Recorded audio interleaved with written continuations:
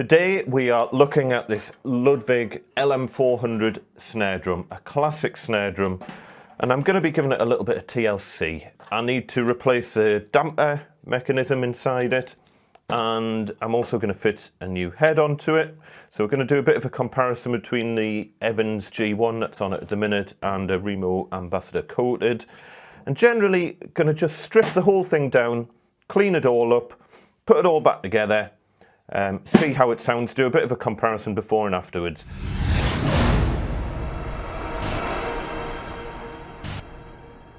My workhorse of a snare drum, it is one of the most famous snare drums around, well, probably one of the most famous drums around. It's the most recorded drum of all time. The bigger brother of this, the 402, was used by John Bonham.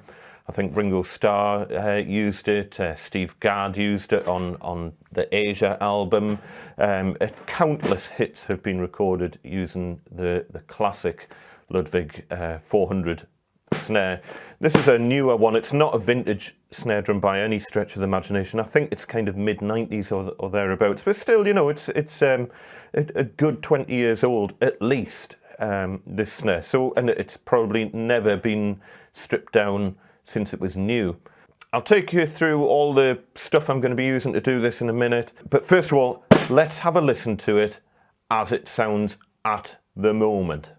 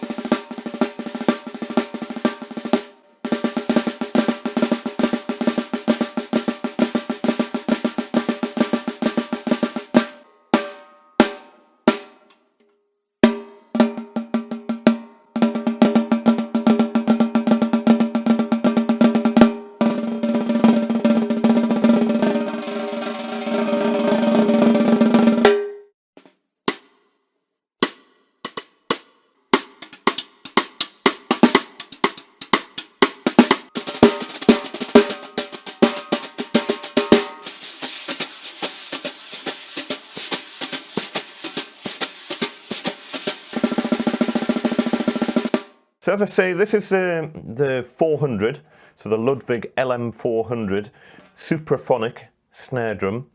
Its bigger brother, so this is a 5x14, so 5-inch deep. The bigger brother is the 402, which is a 6.5-inch deep version, which is the classic John Bonham snare sound. So it's just a bit of a deeper sound from the 402. The 400 and the 402, they're both beautiful drums, very versatile drums. They retail for around £500 brand new. I got this one second hand for around half that price. You can age a drum from the serial number if it's old enough. But once you get past kind of I think mid-80s, you can't really date it from the serial number anymore. But the serial number on this one is 3404354, so it's quite a high serial number. You're in like the 3.5 million mark. I don't know if they're made sequentially or not. I've heard some people saying you can date it from a sticker inside the drum. There is no sticker, but there is a very, very faint, what looks like very, very faint date stamp inside, which I don't know if you can see, but it looks to me like it says 032294. Could be 84, but I think it says 94. Which to me, could that be the 22nd of March, 94? I'm not sure. So, going to strip it down. The damper that's in it at the minute, it's missing its little knob to tighten and loosen the damper. So I'm going to take all that out and try and fix it.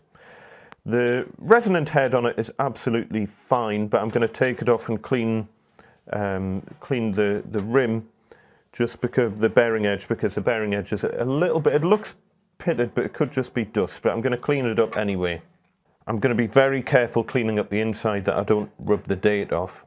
The gear I'm going to be using, by the way, so obviously I've got the damper, I've got a new head, I've got an old towel, I've got a cloth for polishing up, I've got a dish, obviously a drum key, screwdriver, I've got some fine wire wool, WD-40, silicone lubricant, you'll see what I'm going to use that for in a bit, Brasso, and some just multi-purpose grease. Right, so I think the first thing we're going to do is take the snare wires off, because they're just going to get in the road.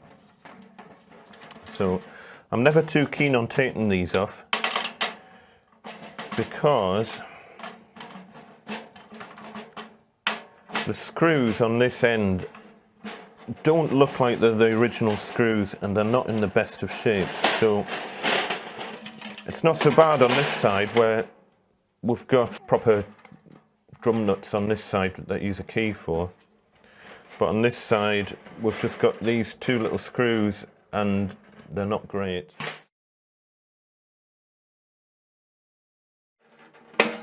Right, there's that buzzy rattly thing out the road.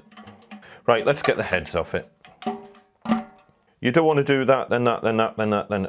Don't do that, because then you can end up with one lug that's got all the tension on the drum. So just try and do it kind of gradually, you know. Interestingly, it's not that interesting, but all of the nuts have a plastic washer under it, apart from one has a metal washer under it. And that seems to be the case all round the drum. So obviously it's been replaced at some point and it's had a metal washer put on. I'm not particularly bothered, but what I'm going to do, since the top head's going to be subject to retuning more than the bottom head, I'm going to put that metal washer onto the bottom and put a plastic washer on the top. Likewise, there's also these funny little rubber, I can only really describe them as little rubber O-rings here. And apparently these are so that if a nut completely comes loose, it's so that it doesn't drop out the bottom of your snare drum. Now, in 30 years of playing drums, I have never had a drum nut come so loose that it drops out the bottom of a drum. So I'm just going to take all of these out. I don't really understand the point of them. They're really perished. They've got loads of little cracks in. Some of them have broken off altogether. There's the odd one on the top, which I can't understand why. But okay, so they're going to go a journey. There, by the way, is a classic example of where the little rubber thing's perished, and little bits of the rubber have gone down inside the lug, which isn't great news. I'm just going to get rid of those. Some people have said that they're there to stop dust from getting inside the lugs, but then I've heard other people say that it's definitely not for that, and that their sole purpose in life is to stop the bottom nuts from dropping out. So, I don't know. These, I'm straight away going to spray with WD-40. Good spray all around.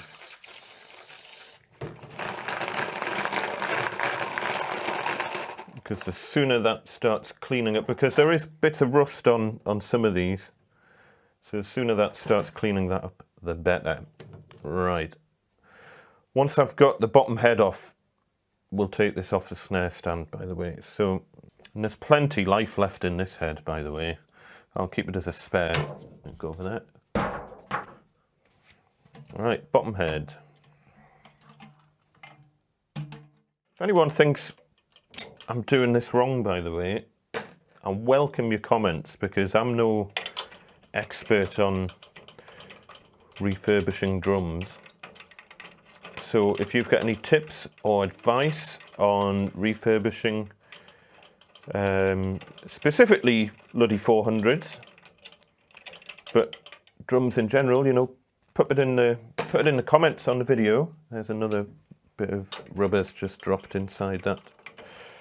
It's quite interesting. You know, all this tells a story. What happened to make, you know, at some point in this snare drum's life, what happens to make a nut?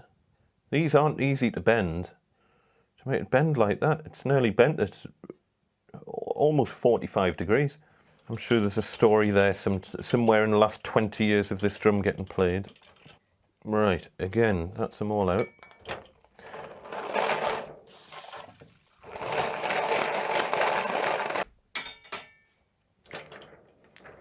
Right, let's have a look, first of all, at this damper situation. Let's see if I can turn it around so you can see it. So here it is.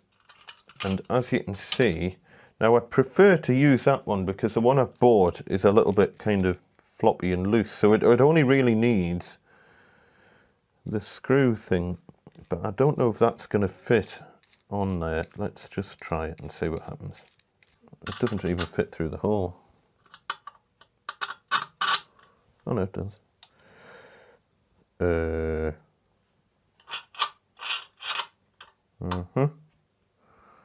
Okay.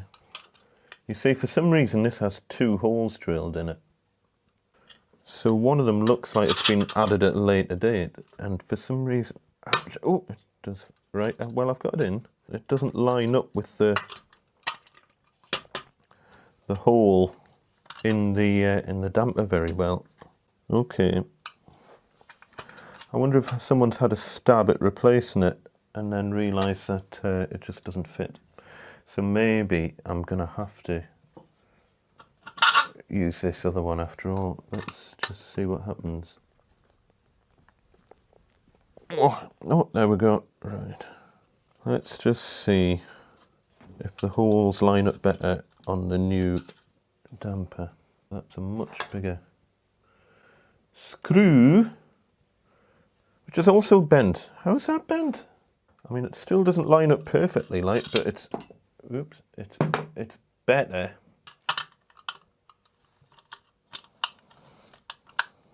Oh, this is annoying. Right, what I might have to do is take this into the workshop, because neither of them line up properly. Would it line up with the top ones? Maybe. But then it's going to be too high up, isn't it? No, okay, maybe that bottom hole's been added at some point. Maybe we don't need it. So maybe it should be in the top hole. I mean, there's no getting away from the fact that that ain't going to fit through that hole in a million years. So I need to make that hole a bit bigger.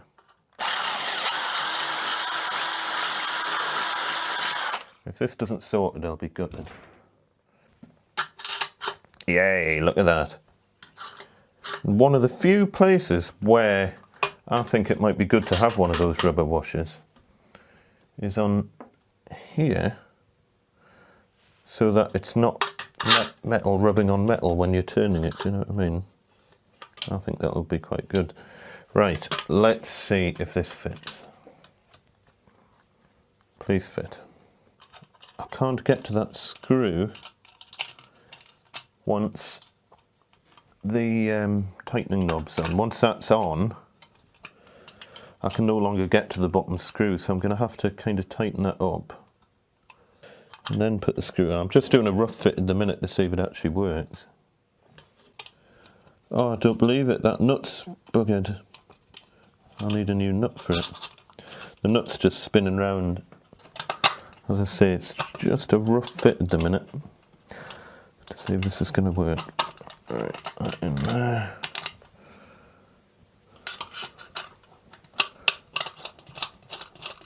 Okay, with it like that. Ugh. Well, that's awful. That should be higher up. I might be able to bend this into the right position actually. I'll bend that from the bottom and then bend this down a bit. Yeah, well that's good. The only trouble is it's at the minute it's sticking up above, it's not even close to being tight and it's sticking up, it would touch the drum. So I'll just bend that down a bit. One thing I've realised here, now that I've got the thing in the proper screw hole, this is an older damper that I've bought second hand. Clearly the new one's got a couple of design improvements. First of all, it's got a better, much bigger rivet on the back. You see, this one's got a tiny little rivet and it's a bit floppy. And I'm just worried that with time, it's got kind of a fibre washer in between these two bits of metal, and I'm worried that with time that's going to start to rattle. Whereas this one, the newer one, has got a kind of a rubber washer between the two. It's got a bigger rivet on the back. It's generally better quality. The other thing as well is that the hole where the nut goes through, the adjustment nut goes through, is bigger, and that's going to allow a little bit more movement on the nut when you adjust it.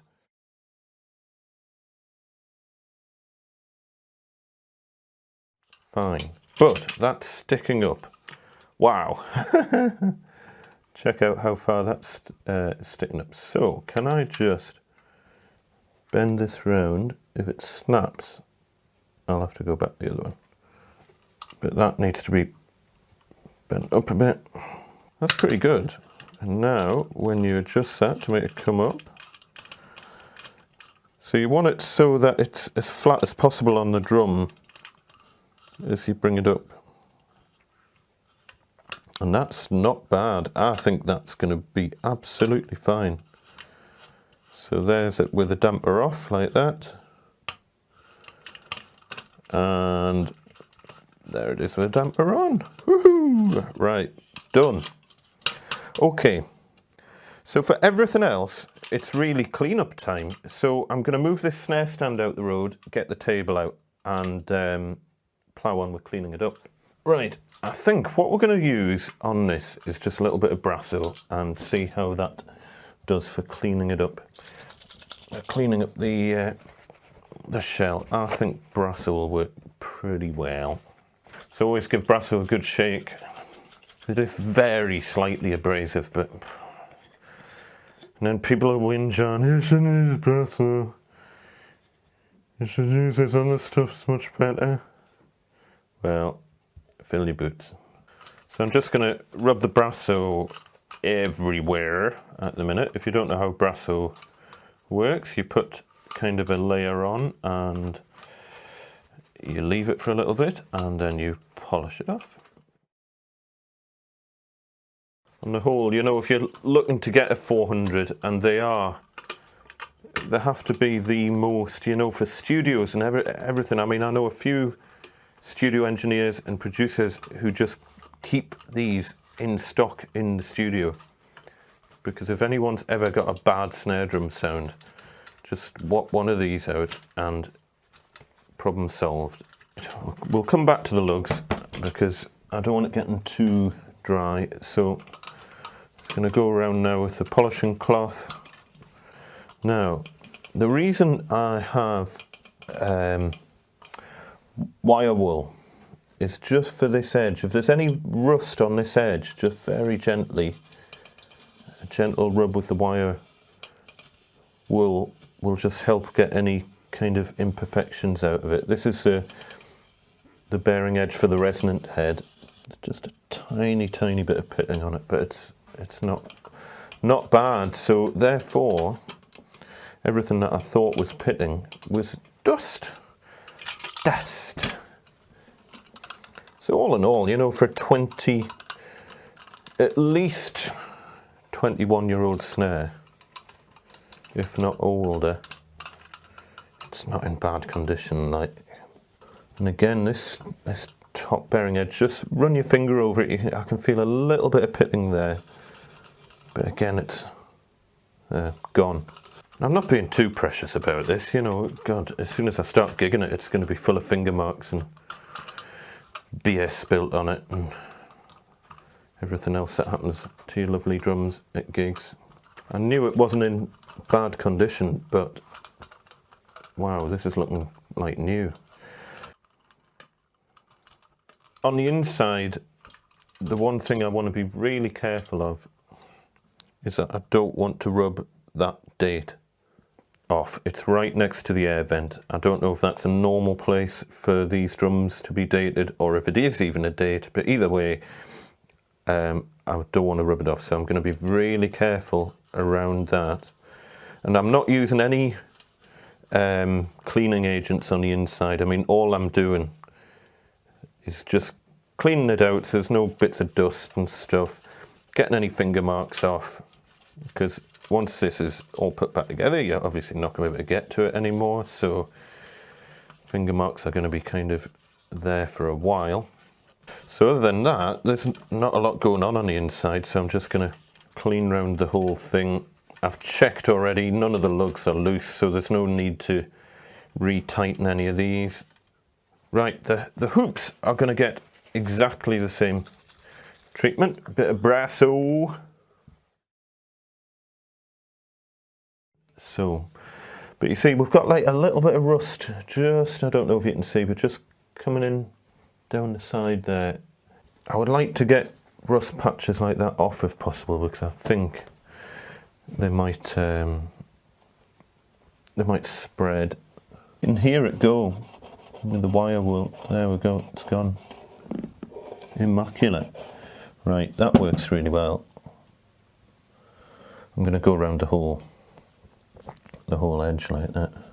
Sometimes the Brasso takes it off. If it's very thin, that'll do. Right. Inside, the inside's not bad at all. It's a little bit dirty. And you know, this is probably one of the key bits really, is getting dirt out of these little nooks and crannies here, because that is going to be resting on the head. Although you'll never see it, this is probably one of the main bits to just make sure there's nothing that's going to damage the head, and if there is any little bits of pitting and rust. It's amazing how well the wire wool works, and you would think that it would scratch it, and it just doesn't. Apparently as well, scrumpled up aluminium foil also works quite well for getting corrosion off chrome. But I find this is working brilliantly. It's not scratching it, and it's taking the rust straight off. I'm just occasionally putting a little bit more Brasso on. It also kind of helps lubricate the wire wool.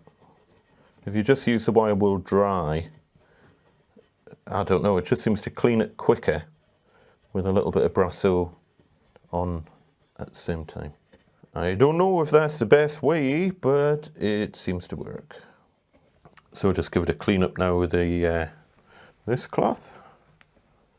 And again, you know, this looks, as I'm polishing it up, it looks literally, I don't know if you can see that, I mean, it looks literally brand new. Right, that's that one done. I'm going to do the other hoop, and then we'll come back to probably to clean up the tension rods. Right, so the next highly unpleasant bit of this is to sort these tension rods out. And generally, they're not in bad condition at all. Some of them have got a little bit of rust on. So all we're going to do, wire wool again, and we're just going to give them the rusty ones. I'm not doing this on every single one, I'd go insane. But just the ones that are a little bit rusty, I'm just going to clean with a bit of wire wool like that. Right, we're just about ready to start putting this all back together. The hoops are cleaned, the tension bolts are cleaned. I couldn't find a replacement bolt. I don't know where all my spare tension bolts have vanished to. So I've just had to put this one in the vise and straighten it up. I'll replace it at some point, but to be honest, it's come out fine. I think it'll be absolutely fine. And what I've also done is I've separated the bolts into the best ones for the top and the worst ones for the bottom, as I say, because the ones on the top are going to get a lot more use than the ones on the bottom. So before I seal this up and before I put the heads on, we just need to check that there's nothing in here that needs any lubrication or anything like that. And there is obviously one part that does need a little bit of grease, and that is this thread here.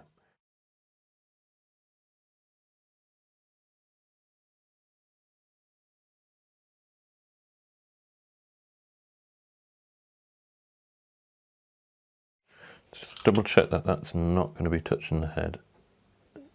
That is definitely lower than the head. You see, that isn't touching the head there, so that's fine. If it was, I would maybe bend it down a little bit more, but as it is, that's fine. And there's still plenty travel on that nut to go even lower if we wanted to. Right, so next bit. I think we'll pop the top head on first, the batter head. So all I'm going to do, I'm just going to give this a very, very light clean to get any finger marks off that bearing edge. Then I'm just going to take a little bit of silicone grease.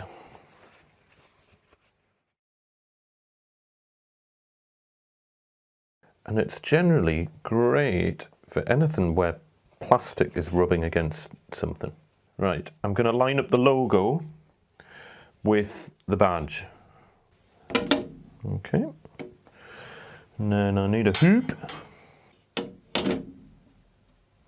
And at the moment I'm only just going to very, very roughly... Oh, and right, bit of grease on each one of these.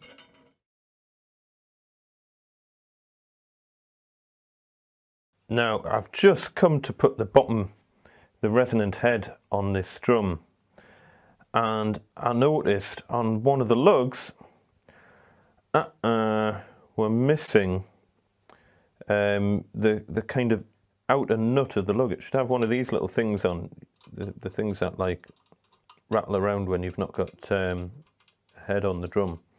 And look, if we zoom in, let's see if you can see that, it's missing that bit, which is a bit odd, and I think we might unravel the mystery of the bent tension bolt.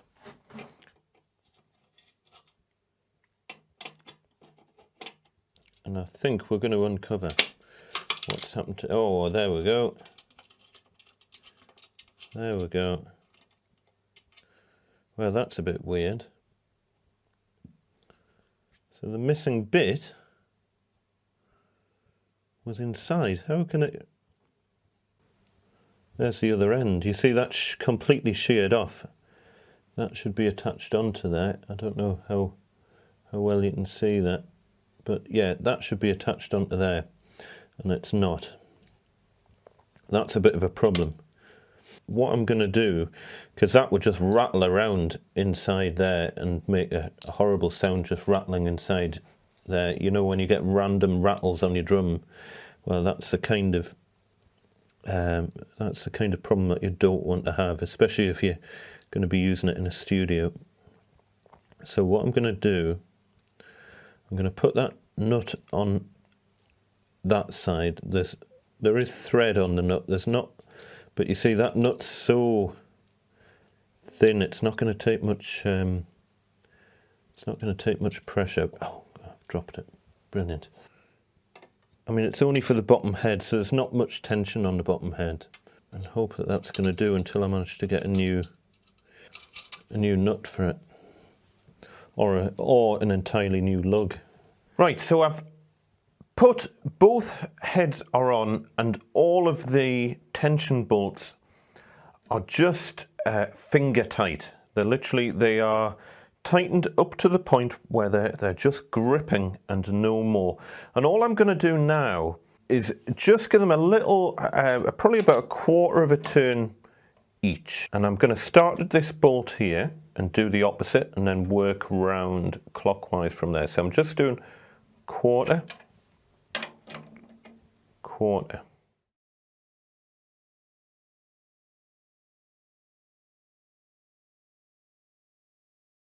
So that's fine for that side. I'm going to do the same with this, with the batter head. Now, same thing. So they're all finger tight, or they should be. So again, I'm going to start on this one, 1/4 of a turn. Right, 1/4 of a turn. Right, okay, so there's a fairly even tension across everything, but at the minute there's virtually no kind of tone to it at all. So I'm just going to crack the head, with it being a new head. So I'm just putting a bit of weight on it. I'm going to have to tighten these a bit more.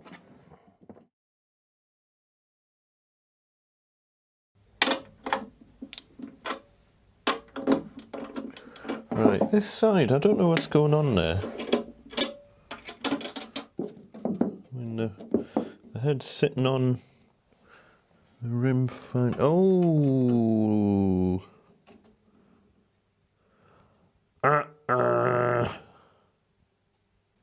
Bugger. Best laid plans and all that. It's hitting the adjustment knob of the dampener. Well, that's a bit strange. Right, disaster averted. So what I've just had to do, I had to take the top head off, and if you remember, there were 3 holes, like holes that this could have gone into, and this goes into 2 holes. There were 3 to choose from. The top hole must have been drilled in at a separate date. I don't know why, but I've moved it into the bottom 2 holes now, so the head's no longer catching on the adjustment knob for the dampener, and that's working great. That just feels awesome. I think it's much better with that little bit of rubber, the little O-ring that I've put on this side. It just feels fine to adjust. And then we'll look around this side and look at that. So I've put the head back on. Again, same as before, I've finger tightened all the tension bolts, and then what I've done is I've given every bolt 1 full turn, working in opposites. So I started there, did those 2, those 2, those 2, those 2, and those 2. So we're now that we've not got that hitting off there, we're now getting a sound out of it. So great. I'm just going to leave it at that for now, and we're going to stretch it. So just give it a little. You should hear the glue around the edge starting to crack a little bit. Okay, and then I'm going to give everything probably another full turn. So we'll start here again. And you'll hear it crack as the glue around the edge of the head just starts to crack a little bit. That's absolutely normal on a brand new head. And again, I'm just going to give it a little helping hand. Be careful, because you know, you could end up putting your hand through the skin at this stage, especially I find when skins and stuff are brand new, they're a little bit more susceptible to damage than when they've been used for a bit. Look up work hardening. Fine. Bottom head.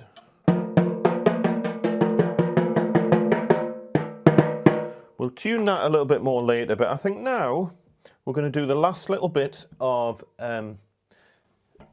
putting grease and lubricant. Now, here we've got this metal on metal where these screws go in, but the one place I definitely don't want to get any grease is down here where the strap sits. But I do want some on these bolts because they feel horrible at the minute, horrible and grindy. So I'm going to just put a bit of grease on there, and that'll just help those bolts to travel a bit better. Okay, and then the only other bit that needs a little bit of grease is inside the strainer mechanism here. So I'm just using a paintbrush to get a little bit of grease just at the points where the metal rubs against metal. You see, like that. I'm also going to put a little bit there. there, because that's where it slides. But that feels lovely. And just give this bottom head a quick wipe before doing that. There's no real need to stretch the bottom head because this is an old head.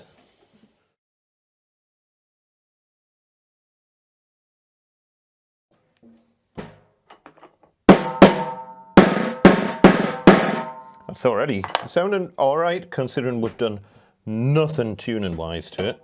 So all I'm going to do is tune the bottom skin up a little bit because we only just basically did, I think we did like a quarter turn on each lug. Let's go for another half turn on each.